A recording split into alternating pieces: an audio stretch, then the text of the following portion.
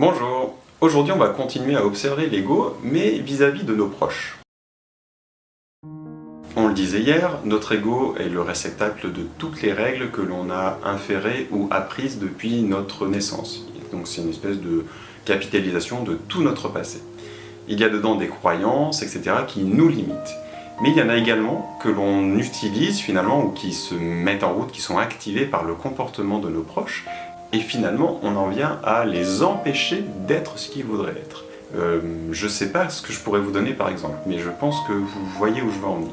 Il y a des fois où nos proches font des choses, ou ont envie de faire des choses, ils nous en font part, et nous, tout de suite, on a une alerte qui arrive, qui dit non, on ne peut pas faire ça, tu te rends compte, ça ne va pas être accepté, non, c'est mal, c'est pas bien, etc., etc.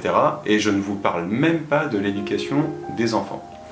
Eh bien, c'est notre ego, c'est cette partie qui respecte toutes ces règles que l'on a accepté de faire entrer, qui réagit et qui finalement essaye de limiter l'autre. Donc c'est en plus une prise de contrôle, comme on a pu le voir il n'y a pas très longtemps, et on empêche l'autre d'être. En tout cas, on essaye. Et quand on fait ça, eh ben on s'empêche également d'être la même chose. Parce que si on juge que c'est mal pour les autres, on va juger que c'est mal pour nous aussi.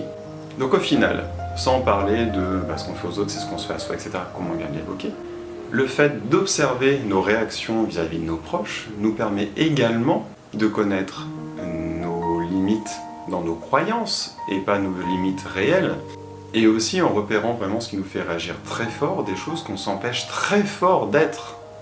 Et du coup, on aurait peut-être intérêt à aller regarder plus près, au moins s'interroger. J'essaie de trouver une image pour expliciter ça. Et je pense que j'en ai trouvé une. C'est un peu comme le cinéma d'horreur. Il y a plein de gens à qui ça plaît. Pourquoi ça plaît? Parce que ça leur plaît d'avoir peur.